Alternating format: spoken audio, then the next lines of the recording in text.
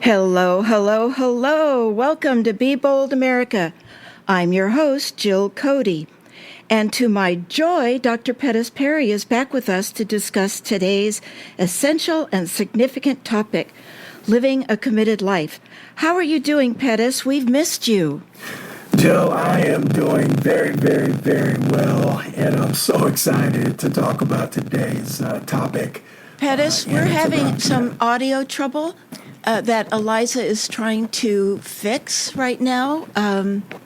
Also, just to let you know, our interview guest has not called in as she promised at 4:55, and Eliza's also trying to reach her. So we may be talking for a little while till we can connect with our guest, Lynne Twist. Eliza's going to try to reconnect with Pettis because of that audio problem. I was, reviewing this past year's Be Bold America's podcast statistics, and I learned that 78% of our listeners are in the United States.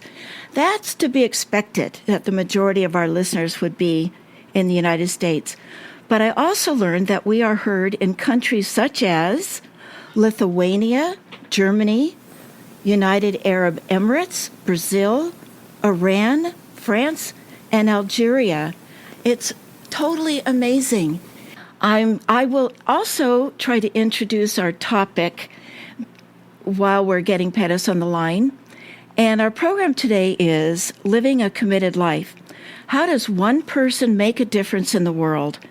People constantly seek to discover meaning in their lives, but as humans take on the challenges facing us in this decade and beyond, we're searching for it more than ever.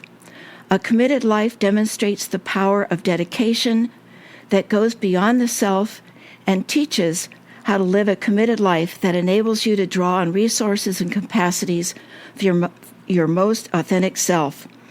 In 5 parts, Lynne Twist, the author of Living a Committed Life, says that to have commitments, you need to be engaged as an individual and in collective action and discover ways to connect and collaborate to make a difference.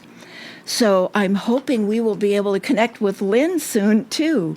We've texted her and called, and she had confirmed. So we're a little bit flummoxed here why Lynne isn't on the line. But is Pettis on now?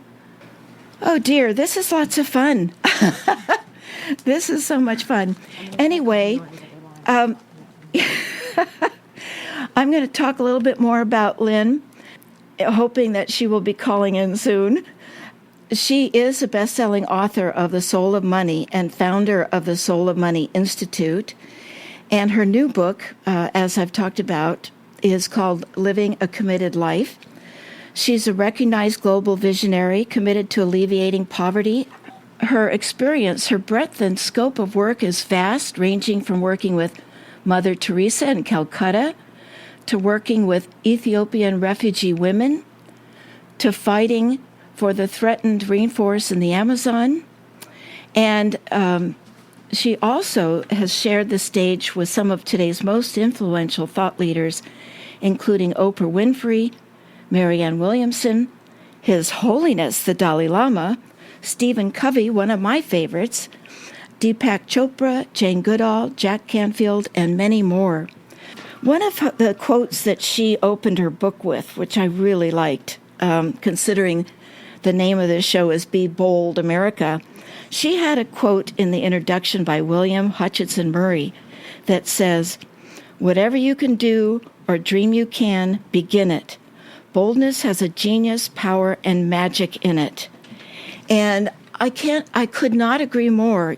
Being bold, Be Bold America requires genius, power, and magic because each one of us needs to make a difference. Do we have somebody? Let's see if he's on. Pettis, you there? I am. Oh, is this any better? Thank you. And you come across very clearly. I'd like to update you in that we still don't have our guest online. And you're kidding. It's very concerning because the interview was confirmed just yesterday. Friday. It was confirmed on Friday.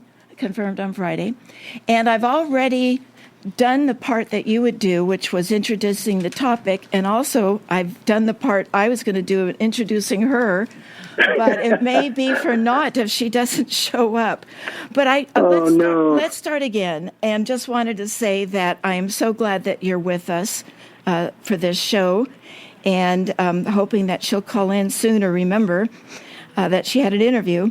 So, Pettis, we've missed you. So what's been going on? Well, I think you may be aware that lots of significant changes have happened in my life. I'm no longer teaching full-time, and I've decided to take another direction in consulting organizations. I'm an organizational effectiveness consultant, and I've decided to do that full-time. I've been consulting almost as long as I've been working, but I think the time has come in my life for me to make a switch, and that's really why I was so excited to talk about Lynne today, because her book really resonated with me as I went through it, and her life, or at least the story she tells, is a story that mirrors my own experiences. So I wanted to congratulate her because she certainly did tell my story as a part of her story. Well, the full title of her book is Living a Committed Life, Finding Freedom and Fulfillment in a Purpose Larger Than Yourself. And, you know, you were saying to me earlier that when you made that decision to go into consulting, you felt that things were just coming to you like in flow, right? Just flowing. Oh, that's exactly right. It was a very strange thing that happened. I made the decision, and within that week, within a few days, people started reaching out to me for a variety of reasons, and many of those contacts have now led to me doing more business. And it wasn't something that I had begun yet to go out and do. So as soon as I made the conscious choice that I was going to do this work, and as you know, Jill, the work that I do is to really try to produce kinder, gentler, more productive workspaces and communities. Things started opening up, and I had one contract that I've been working on since February, but I picked up a second contract that is, the value of it is going to be 3 times what the first one was. And I had no idea in February when I stopped working full-time that today I would be moving in such a direction so quickly. So it really is, and this isn't the first time that that's happened to me. My life in the nonprofit world was very much the same. I made life commitments to the work that I was doing, and things just would seem to open up. I would be able to go into environments that were failing, and within very short periods of time, it was like magic was happening, and that I was supposed to be there. And really good things happened in the places that I went. And the same thing happened when I made the commitment to go into education. And it happened very quickly. So it's amazing how the universe kind of conspires to help us do the things that we are really destined to do, or that we really want to do. Once we make that commitment, it's almost like a door opens up, and things just begin to happen. And if a person hasn't experienced that, they may think that this is poppycock, but I promise you, over the course of my lifetime, that it's happened multiple times, and it certainly has happened within the last couple of months to put me in a position to do things that I've wanted to do for a couple of decades. Well, one thing that I know Lynne wrote in her book was that most people want to wait and see how things are going before they make a commitment. But it doesn't work that way, does it? You have to have a leap of faith to make that, yeah. right? Didn't you experience that? Absolutely. It is when you are vacillating, it's almost like the universe doesn't know what to do, right? So things don't start happening.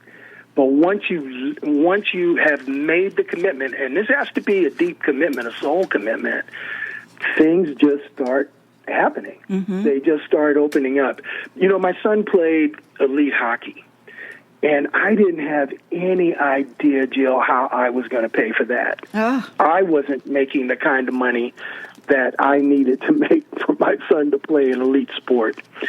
And we took a leap of faith. And it worked. Somehow things just kept happening so that he could keep doing the thing that he was really born to do. Because when you saw him on the ice, it was like magic. And we made it work. There were just things that happened. People came to us. If I couldn't make a trip with my son, someone would say, hey, I'll take him, and would put him up in a hotel room if I couldn't afford to do it. So there's a lot of magic to be made if we can believe in the things that we're doing and not vacillate. Not vacillate. I was vacillating in this most recent scenario. I've been vacillating for probably a year, and I kept vacillating for another full 6 months before I actually took off and said, okay, I'm going to go on and do this. And the door started opening. Well, this is a good time to take our break. This is KSQD, 90.7 FM, many voices, one station. Listen globally online from the KSQD website. Join KSQD this evening for Reflections on Buddhism, a monthly conversation on bringing spiritual truths into everyday life. Have you ever felt ungrounded? The COVID pandemic, climate change, and other aspects of modern life have increased the frequency and depth of this feeling for many of us. Groundlessness can be profoundly uncomfortable, but can we remain open to seeing it as a gift with potential to help us grow? Join Tenzin Choki and Matthew Devaris to explore the theme of groundlessness and how to bring it into the spiritual path. That's this evening from 6 to 7 p.m. on 90.7 FM, K-Squid, many voices, one station. We're back, and feeling ungrounded, I kind of identified with that promo because our guest has not called in, and I think I'll be interviewing you, Pettis. Or we'll interview each other. Surprise, yes, here's. But, you know, it's interesting that you used the word magic because while we were getting you online, I shared a quote that Lynne had in the introduction of her book by William Hutchinson Murray. And he said, whatever you can do or dream you can, begin it. Boldness has a genius, power, and magic in it. And you used that word once you made that commitment to start your own consulting business. Mm-hmm. Yeah, it's the only word I think that everybody can understand in some way. That really, at least in my mind, describes what the process is because it literally materializes out of thin air, or what appears to be thin air. Now, you know that I'm also involved with, metaphysics and trying to understand, how quantum spaces work. And I realize that everything that exists is connected. And there are things that we can experience through the means that we've developed individually. As human beings, we have senses and all that. But there are things that we can't see or explain yet that just happen. And it's that process that I think because of a lack of other way to describe it is what causes me to use the word magic.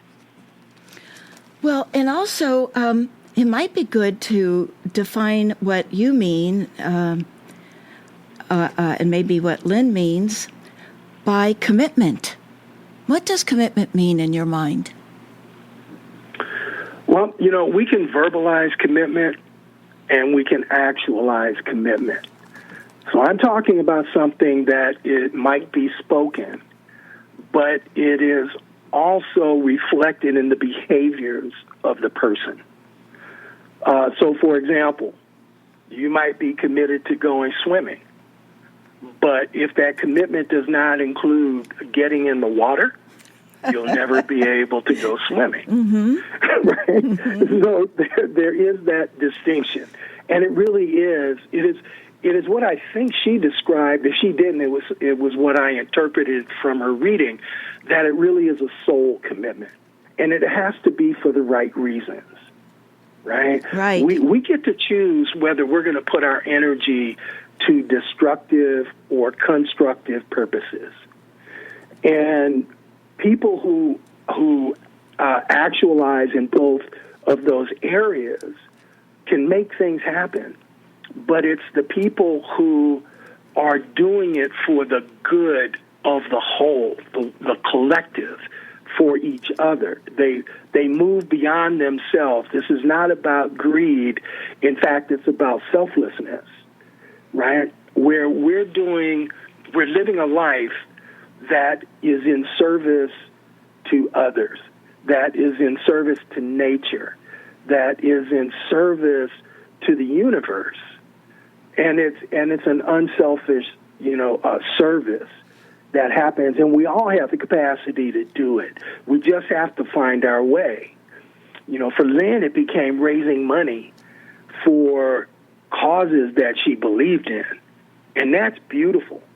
I think I shared with you one time, Jill, that I was the director of a statewide program, and we had $1 million endowment, and my job was to try to bring into the program people who could not afford to come into the program.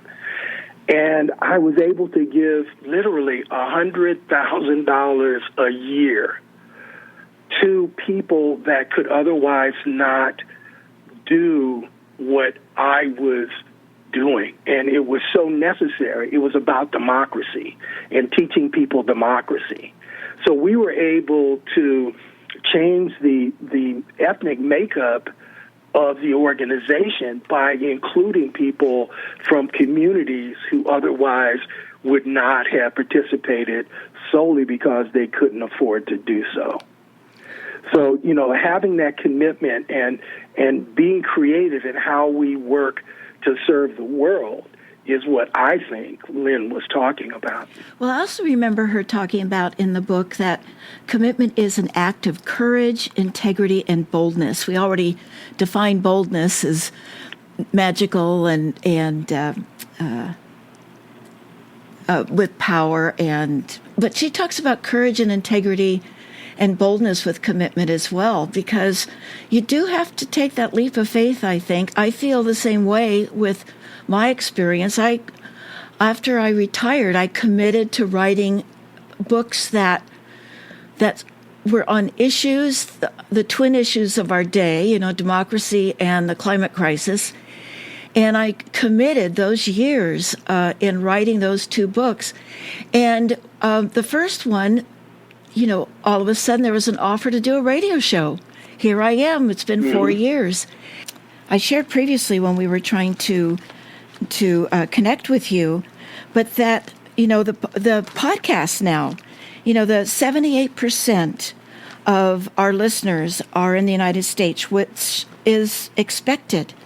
However, we are in many other countries, and the top one is Lithuania. This is in order of the stats. I found the page here. Lithuania, Germany, United Arab Emirates, Brazil, Iran, France, and Algeria. Isn't that amazing? It is. It is. So years ago, I committed to writing those books, and then an offer to do a radio program, and I started that. I'd never done radio before, but I committed myself to the station, and then the podcast came up, and now issues that I find are powerful and necessary for everyone to hear, I'm able to get out to Lithuania and Algeria. Yeah. Yeah. It's really amazing. But that's how it works. That's really the point that I'm trying to make, and I think Lynne was making, is that you have to take a bold step. We're not talking about little things. We're talking about things that go beyond the self, right? That really have the potential to impact others in a positive way, hopefully. And to have the courage to do that. You never know what tomorrow is going to hold. So if you're waiting to make sure that things are going to be certain, you'll never take a step. You have to, this is where that faith comes in. And, if we can believe that we all have greater capacity than what we give ourselves credit for having, we could do so much more. But I think what happens is, and this came out when you and I were teaching Creating a Meaningful Life, is that people tend to get in their own way. We become self-governing in the sense that we limit the things that we might really be able to do if we took the governor off. And I'm talking about positive things here. That we might be able to achieve something much greater than we ever thought that we were capable of doing if we just took the chance. And there's some fear of failure, but if there isn't any risk, then what's the value, right? We have to get out of that comfort zone and to push ourselves beyond what we think is our capability. And it doesn't have to be ego-driven, heart-driven, gut-driven, because it's necessary, because you see pain and suffering, because you think you can make a difference, even if that difference is feeding one other person. We can do more if we apply ourselves and not be afraid to put ourselves out there. And the thing about putting ourselves out there, Jill, if we fail, just like we teach our infants, get up, brush ourselves off, and go again. And get going again. That's right. Yes, it is that process that helps us learn, right? We learn from the failures. You're listening to Be Bold America on KSQD 90.7 FM, many voices, one station. Listen globally online from the ksqd.org website. Would you like to be added to our news group and get advance notice of our upcoming interviews and then the podcast link sent directly to you? If so, please text Be Bold America at 22828. Text Be Bold America at 22828. And if you signed up already, we thank you. We're just tickled pink every time we see a new name on the list. We'll be back with our bold guest, Pettis Perry, right after Jim Hightower's commentary titled, How Money is Suffocating Democracy. America exists today as a bizarre anomaly. We profess to be an electoral democracy, yet we are ruled by a governmental plutocracy. One especially gross example of this incongruity is the overwhelming power of big money over the people's will. By a wide margin, Americans of all political stripes want to ban the distorting force of huge electoral campaign donations by favor-seeking corporations and ultra-rich elites. Yet, nothing. National and state lawmakers take the plutocratic money and promptly bury democratic reforms that would stop the gusher of corrupt cash. An analysis of donations in this year's congressional races shows that this plutocratic perversion of our politics and government has reached absurd levels. Historian Nancy McLean and public interest advocate Frank Clemente have documented that the two main super PACs trying to put Republicans in Congress got about half of their $188 million election fund from just 27 billionaires. Also, a corporate front that backs GOP candidates, Club for Growth, got nearly $35 million from only 3 billionaires. Thanks to years of congressional stonewalling and the steady partisan stacking of our top courts with corporate ideologues, there is essentially no limits on this purchase of lawmakers. Indeed, the biggest donors are even allowed to undermine democracy in secret, not revealing their identity. Lawmakers elected with this money not only support the billionaires' special interest agenda, which the people don't want, but also are fierce opponents of any reforms to increase voter participation in our governing process, which people do want. This is Jim Hightower saying that's why, for example, efforts to guarantee every eligible American a constitutional right to vote have not moved forward in Congress, even though the great majority of people favor it.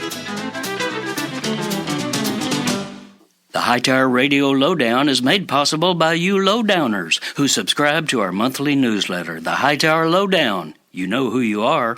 Thank you. If you're just joining us, we're speaking with Dr. Pettis Perry because our guest, Lynne Twist, that was confirmed for this interview, I'm a little bit worried about her, Pettis, because since it was confirmed just day before yesterday, I'm hoping she didn't have a fender bender or something. But I was going to ask her, and we'll just shift the topic a minute here, because I put this Hightower commentary about money suffocating democracy because her first book, that was a bestseller, Soul of Money, I was going to ask her if she wrote about or had thoughts on the issue about dark money, the non-transparent money is destroying the soul of our democracy. I was very interested to hear her answer on that because my answer would be yes. What are your thoughts? Well, I think anytime you're putting your energy into destructive purposes, it's a problem, and it's really what's going on in our society today. We've allowed wealth to basically exclude larger and larger segments of our population from the opportunity to really have meaningful lives themselves, because they're sucking up all of the airtime, all of the space with their own agendas. And so I think it's problematic. I think if you have lots of wealth and you're trying to do good things for the world, I don't have a problem with you being the richest person in the world. But when you're being destructive with that wealth and you're harming people intentionally or not, then I have issues with that. So yeah, dark money is an issue. Well, I think we've sold our democracy. Well, she was talking about that we need to take a stand with our money and putting our money into what you were just talking about, positive things that help create and build and that doesn't destroy or divide us. And there are multi-billionaires in the world. I was going to also ask her, because she said in her book that we need to embrace the entitled, the wealthy, and the powerful, people who actually need compassion as much as anyone on earth. And I was going to talk to her about that because I'm probably not working on the same spiritual plane as she is, but I wanted to give 3 examples that, and then talk to you about it on the other side, because there are 3 examples of people that are multi-billionaires that I have. For example, Pete Peterson, who was a multi-billionaire investment banker and had a laser beam focused a crusade against Social Security. And he still does through his organizations. He passed away a few years ago, but his organizations that he funded are still fighting against Social Security.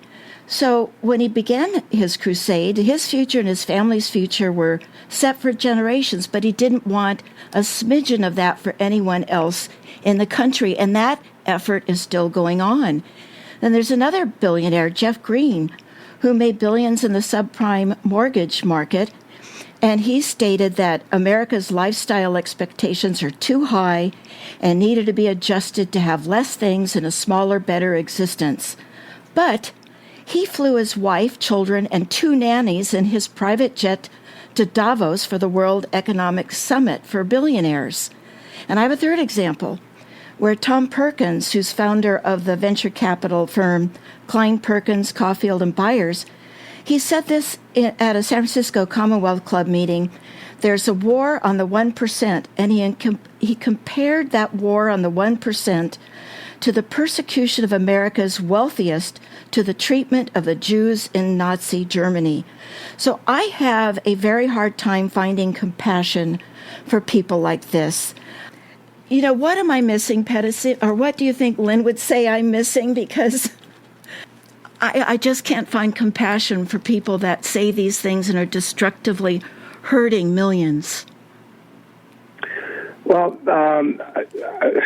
I'm not exactly sure what you would say. I don't mean to put you on the spot, but I kind of do because we don't have Lynne.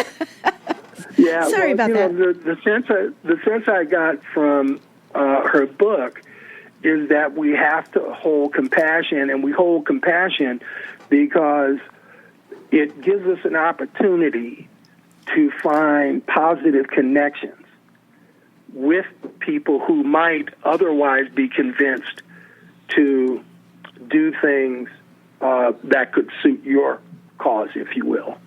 If we don't have compassion for others, we dehumanize them, and we do exactly what they're doing. We come up with these examples. I'm in the 1%, and why you talk about me like people talk about Jews or others. One, I find that idea extremely offensive. But I wish I could remember who it was that was asked what it was. Trump's Treasury Secretary Mnuchin was asked what he thought was the average income for U.S. families, and he said $100,000 a year. Now he's making decisions based on that assumption, which is erroneous. The man didn't, as the Treasury Secretary, couldn't tell you anything about the average income for Americans. And by the way, that average income for a family of four is $55,000 for a family of four. My point exactly. Mm-hmm. They don't know. They don't care. They make decisions based on their own view of the world without even considering what people are going through. That's why diversity is so important. It's important for people who do not have resources to speak up, to have all the wealth in the world, and to talk about destroying Social Security, which is a lifeline for millions of Americans. And, oh, by the way, that was their money that they put in to Social Security. And disabled Americans. It's seniors and disabled. Mm-hmm. Yes. So, I mean, that person has the audacity to talk about taking things away from people who need that money to exist, and, like you say, fly themselves in their private jets. That trip probably cost more than, what 1,000 people needed to live for a month. So, I mean, it's ridiculous. And that's the problem with having so much money and the wealthiest among us in the halls of Congress, because it becomes self-serving. People become richer. My mother used to say that if you aren't rich going into government, you'll be rich coming out. And she was right. She was absolutely right if you look at what happens to people's income who go into Congress. Well, another thing that she talked about was getting back to living a committed life, is that living a committed life liberates your life. I guess what she meant by liberation is that nothing else will pull you off of your purpose or your meaning in life, as we used to teach at the university together. What do you think she meant? That commitment liberates your life? Well, once you commit to something, it changes how you live. And because the things that begin to manifest in your life start coming to you. I'm getting ready in about 2 weeks to have a major change in my life because of the commitment I made about 2.5 or 3 months ago now. And that has to do with the contract that is expanding. And it's going to completely change the way I live, well into, if not through, at least 2023, if not beyond, because it is going to then open up other doors, hopefully, because it is a reflection of me living, the right path for myself. It's taken me a long time to get here, but, I think that's really what she's talking about. I was very fortunate to just get a text from Christine, and she's just said that she's listening to the show, and that her response was that she does believe the people like Pete Peterson and Jeff Green, the multi-billionaires, do deserve compassion, but that they sound very sick and distorted to her. It is an addiction and a mark of somebody who is very empty, who cannot see the needs of others and care about them. I thought that was a really nice text that I just got. So that helps me, I think too. That's true. Yeah, I think that, it helps me, too, to find some compassion for them, because I see the results of their words and their deeds and the amount of hurt and destruction. And then I have trouble finding that compassion, but that helped me some. So you talked earlier about failure, and she talked about how failure is our friend. Do you have thoughts on that? How failure can be our friend? Yeah, absolutely. And I do agree with the comments you just made as well. If we can't get to increasing our capacity for compassion with others, we're in really deep trouble because of the tribalism, which is antithetical to having compassion for anybody that's not in the tribe. Mm-hmm. How failure can be our friend. Oh, right. We learn more from failure than we do from success, right? And that begins from the moment we're born, when we try to walk and we fall. That could be considered a failure, but it's really training for, getting things right, so you have the ability to balance yourself on 2 feet and move around the house. Failure is a friend in that sense. And you have to have the ability to respond to that failure and not see it as such a setback that you don't want to try it again, particularly if it's something that's important to you or that you need, to get done. So failure. I'm a firm believer in failure. I can't tell you how many times I failed at something before I got it right. But that's how we grow. That's how we learn. Right. Join the crowd. I think what we're afraid of, at least I get a pit in my stomach when I know I failed at something or made a serious mistake. And I'm afraid of that physical feeling that I get. Mm-hmm. And yet, you're so right. It's such a huge learning opportunity. It is. And that pit in your stomach, and for me, where it comes from is, ridicule that, I had as a kid. People not believing me, or people putting me down because I made a mistake or didn't understand something. It's amazing if you think about how we're raising our children, how much we really, I hate to use the term, but spank out of them, or, beat out of them, in the sense that, we're constantly putting our kids down when things happen, when life things happen, rather than trying to figure out ways to flip it on the positive. Being a hockey dad, or being a sports dad, one of the things that they talked about, and I'm glad that the teams did, was the role of parents in, how the children felt about the sport. And, in my case, I allowed my son to lead the way. It was his sport. It was what he wanted to do. But there were parents that were forcing their kids to do it who didn't want anything to do with hockey. So we have to look at our roles as adults and what we're doing to our children, because someday, if they're lucky enough, those children are going to become adults. And they're going to have to make decisions. And we want, I think, to be raising, kids who become much more compassionate, thoughtful human beings. If you're just joining us, we are actually speaking to Dr. Pettis Perry, and both of us are talking about Lynne Twist's book, Living a Committed Life. We're tap dancing here because Lynne was unable to make the interview. And this is Be Bold America on KSQD 90.7, Many Voices, One Station. It's the time of year when people give generously to nonprofits. KSQD is a community radio station serving you with broadcasts, podcasts, and events that encourage connection and humanity.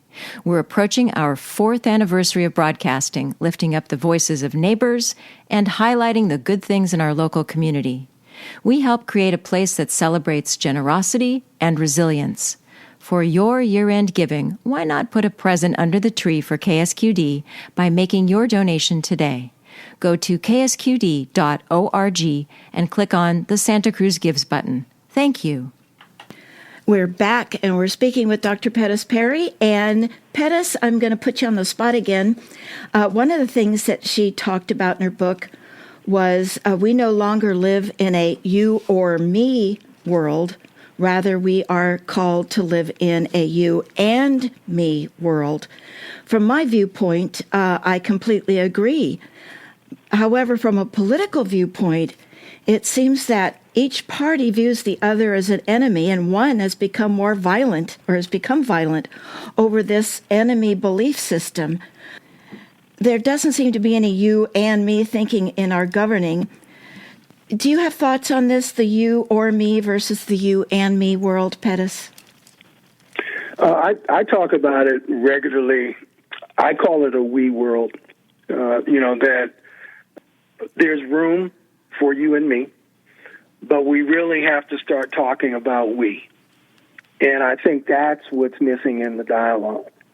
I don't hear enough people talking about the collective whole in a way that really at least makes sense to me.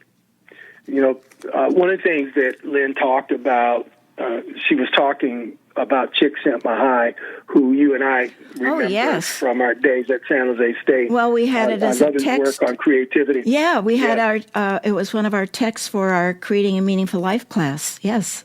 Yes, and oh, by the way, I've had a thought. I hope when you reach out to check on Lynne that you suggest her book, that you get in touch with the people at San Jose State, because I think it would be a great book for that course. And I certainly recommend it to anybody that's interested in this topic. But one of the things that she talked about is life as a process, or at least what I interpreted from what she wrote.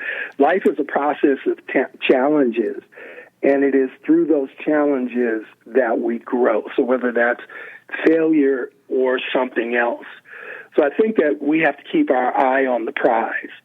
And for me, the prize is growing individually and collectively so that we can create something that serves more people in a way that is compassionate and that serves a better end other than simply wealth.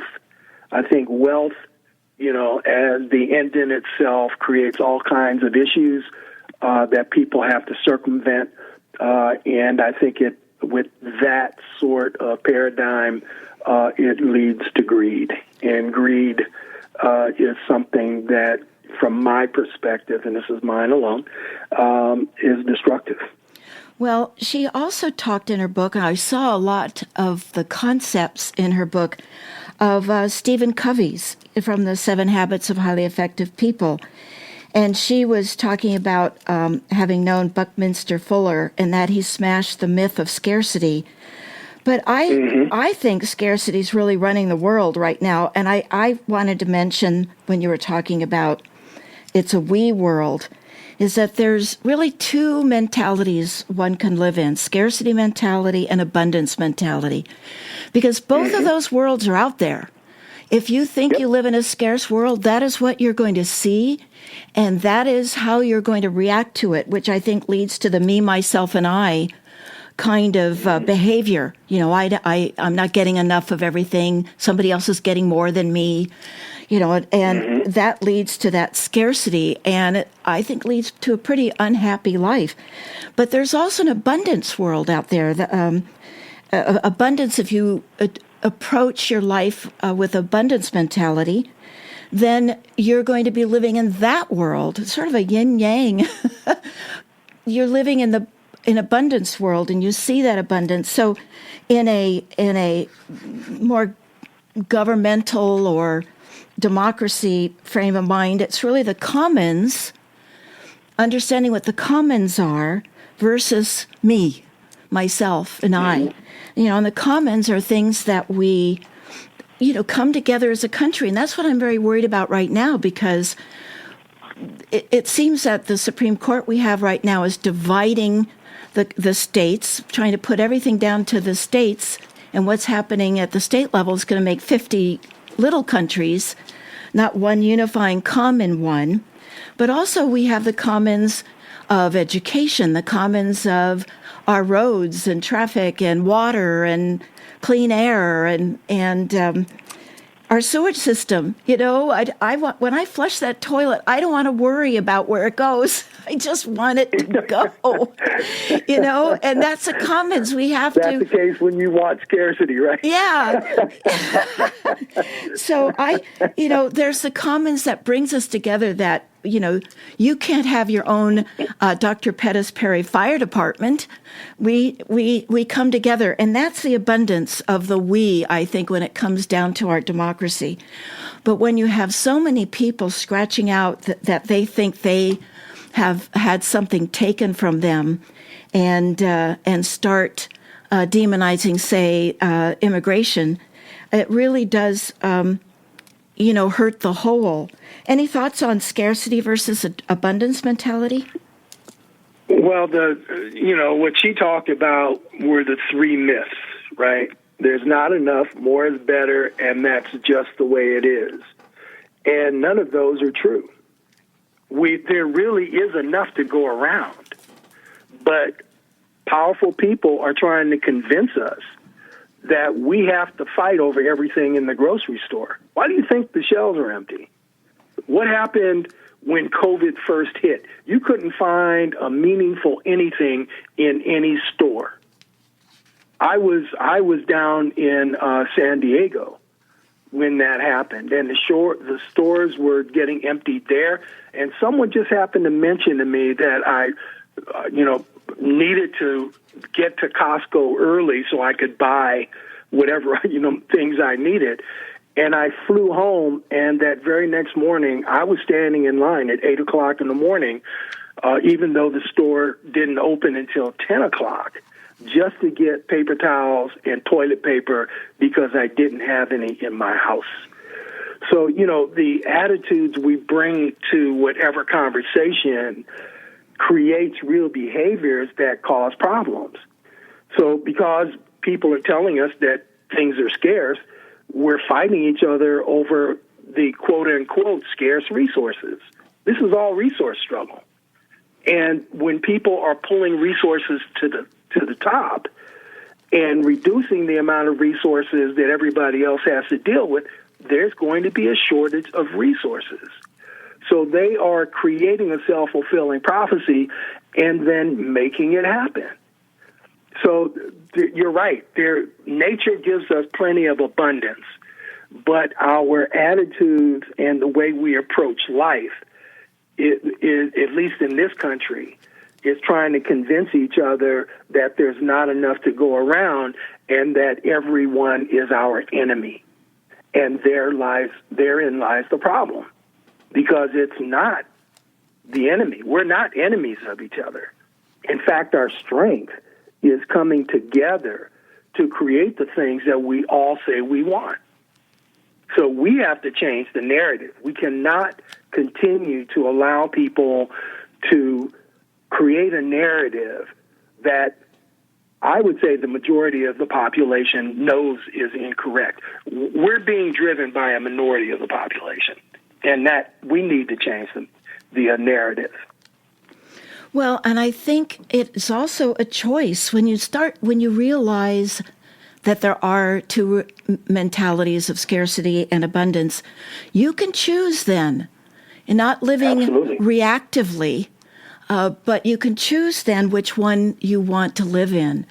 And I chose That's a long exactly time ago to want to live in the abundance mentality. It makes a big difference in the happiness of your Absolutely. life. So it's, I wanted to mention something else just quickly about our Creating a Meaningful Life class, because one of the lines Lynne wrote in her book was that living a committed life, that we're looking for it now more than ever. And we were teaching, creating a meaningful life back in 2000. 23 years ago. Yeah, 23 years ago. Oh my gosh. Blink. The world is catching up with us. I know. Blink. We're thought leaders, my friend. Oh my goodness. But, I was chair of the department at the time, and we had 60 sections filled to capacity. It was a general education class at the university.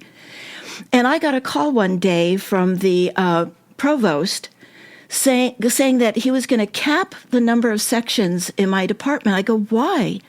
He said, because the other colleges on campus can't fill their GE courses. And I said, well, I should have told him something. I know it doesn't it? And back 23 years ago, we were filling classes on creating a meaningful life. And I think one of the struggles is people don't know how to do this on their own. They look to a class, or they look for a book. And again, Lynne's book is a good one for learning how to create that meaningful life. And Absolutely. Yeah, exactly. So I just wanted to share that even 23 years ago, it was a class that was so popular that we got in trouble. Yeah. Well, my first class was 113 students because I taught the only Tuesday, Thursday section. So, and I couldn't tell students no. So you're right. I remember those days. I laugh about them, but we were right then. And every student, at least in the classes I ever seen, everybody should be taking this class. Exactly. So I hope that I really do hope that people will take a look at Lynne Twist, and it's book, Lynne, Lynnne. Committed Life. Yeah, it's a Lynne with an E, and Twist, Twist. Well, Pettis, thank you for stepping in and being my interview guest today. You are our bold and impressive guest. Oh, thank you, my bold and impressive friend. Oh, thank you. What's up next on Be Bold America? Well, since our next show is on New Year's Day, we will play a special best of interview we had with psychiatrist and attorney Bryant Welch on his book, State of Confusion, Political Manipulation and the Assault on the American Mind. So if you find yourself on New Year's Day confused about the coming year, don't miss State of Confusion. Remember, Be Bold America is available as a podcast. Now you may listen to the show anytime for free by subscribing through your favorite podcast platform. I want to give a special thank you to Be Bold America's program engineer. She had a tough job today with our interview guests not showing up and Pettis having trouble connecting to the show. So thank you, Eliza. And I want to thank our program director, Howard Feldstein. You're listening to KSQD Santa Cruz, Many Voices, One Station. Listen worldwide online at ksqd.org. Stay tuned for Reflections on Buddhism with Venerable Tenzin. My name is Jill Cody, and I'm Dr. Pettis Perry. And thank you for listening to Be Bold America. Until next time, keep, stop, start. Until we meet again in the new year. Happy holidays and Happy New Year.